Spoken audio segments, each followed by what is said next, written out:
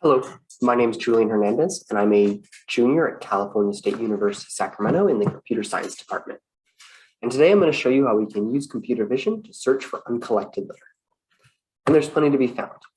In 2012, the World Bank estimated that global waste production is doubling roughly every decade, and this has a wide range of negative consequences. Plastic alone has been found to harm or kill over 270 different species of animals. And e-waste, when recycled improperly, can leak toxic heavy metals into the ground and water systems. Globally, waste management costs over $200 billion each year and is responsible for about 5% of our total greenhouse gas emissions, which may not seem like a lot compared to transportation or electricity generation. However, it's going to need to be reduced to reach our climate targets. Previous research focuses on two different areas: using computer vision to improve sorting methods, and attempting to build up robots that can go out and clean up trash. While better sorting methods are definitely needed, this does nothing to help with trash that doesn't make it into the waste bin. And although robots have shown quite a bit of promise, they're not nearly ready to go out on their own and start making an impact. With this in mind, we're seeking to answer two different questions. How much weight, where is litter located, and how much is there? For the first, we're using image metadata such as camera coordinates and orientation to estimate the location of each item in a scene. We then save this data to a GeoJSON file where it can be plotted onto a map, allowing researchers to quickly identify trends and areas that need to be cleaned up. To teach an algorithm how to detect litter, we're first going to need a large collection of images that it can learn from. For this, we're using the trash annotations and context data set, which contains about 1,500 images of trash items that have been annotated. This data set can be expanded over time. So as we find holes in what's been added, what's in there, we can add new images to improve its accuracy and to look at new categories. Taco is based on the common objects in context data set, which is multiple hundred times larger. This is a standard within the field of computer vision. And if we want trash detection to reach the level that other types of object detection are at, it's going to need to be greatly increased in annotations, which you can do on the Taco dataset at tacodataset.org/annotate. Any help is appreciated. Currently, the Taco dataset has 1,500 images compared to Coco, that's over 300,000. So you can see there's definitely a need to increase the size of this data set. For our algorithm, we're using Mask Regional Convolutional Neural Network, otherwise known as Mask RCNN. In the past, this has been used to detect buildings as well as outline nuclei in cells, and it can be trained to detect any type of object as long as it has enough images to learn from. Our goal is to give Mask RCNN the images from Taco and train it how to detect trash, and then run it on two output data sets to see how well it performs in the real world. The way it learns how to detect different objects is using feature extraction. First, it looks at the outlined areas and tries to learn what features it can use to distinguish between different categories of waste.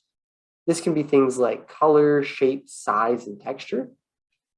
Next, it looks at the background space to figure out what features it can use to accurately reject false predictions. And we'll realize this is important later on because the algorithm to begin with has no understanding of the real world except what's present in the training data set. For our first output data set, we're using Mapillary, which contains street level images that come from user submitted dash cam footage. These were chopped up into images covering the road network and have been scrubbed of any personally identifiable information, such as faces or license plates. The hope here is that if our accuracy is high enough that we could scan a city or municipality and quickly understand what areas need to be cleaned up and have the most trash in them.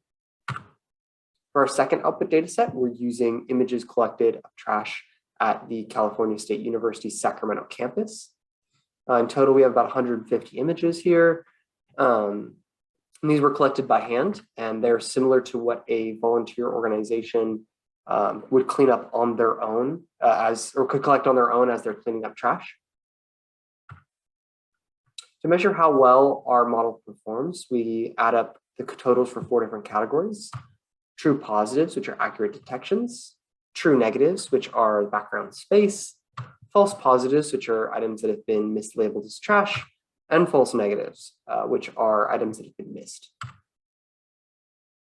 Using these, we can calculate precision and recall. Precision tells us how likely any given prediction is to be correct, and recall tells us how much the total waste in our images was found. Previous research has achieved a score of around 80 to 90% for these two measurements using the TACO dataset or others, which we found was in line with our smartphone images. However, there was a large discrepancy in the results between the mapillary and river cleanup datasets. There's 3 likely reasons for this. One, because the original TACO dataset contained primarily smartphone images, it may not translate well to the new perspective where trash appears to be smaller or is from a higher up angle rather than a smartphone. So it might have gotten confused on that because it was so used to specifically smartphone images and didn't translate well to the new perspective.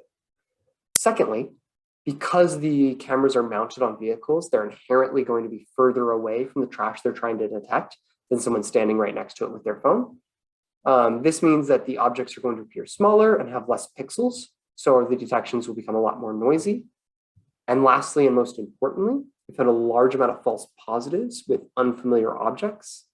In particular, we found that cars were routinely mislabeled as cans with pop tabs for tires. This was responsible for over 50% of our false positives, and fixing it would drastically increase the precision of our model. We can infer where it might be getting confused as well. Since it didn't see any cars during the training process, this was an entirely new concept for it, and it did pretty well as far as placing it. Cans do have the same metallic texturing with coloring on the outside, with round pop tabs associated with them. Going forward, we want to improve a couple of things to increase accuracy. Firstly, we want to use higher quality images because Mapillary is community submitted. Some of the images are from high quality dash cams, some are from very low quality dash cams, which causes some issues. Additionally, we think that adding new images to the TACO dataset and retraining the model would help it improve to distinguish between cars and cans. Specifically, we want to upload images with cans in the foreground and cars in the background, so it can learn what features it needs to use to distinguish between these two objects. And lastly, we want to add a way to calculate distance for our location estimation. Right now, we're using coordinates and camera orientation to try and make that estimation, and adding distance would vastly improve that estimation. In conclusion, while this technology is not far enough along to search for new waste on its own, it can be used to measure the impact of cleanup strategies and improve those going forward. In the future, as the TACO dataset increases in size and new images are added, we expect accuracy to increase, especially in unfamiliar scenarios. Lastly, because global waste production isn't expected to plateau until the end of the century, new technologies such as the one I've outlined today are going to be needed to help us clean up trash faster than we are littering it. If you have any questions, they can be sent to my email, julianhernandez@csus.edu. I appreciate your time. Thank you.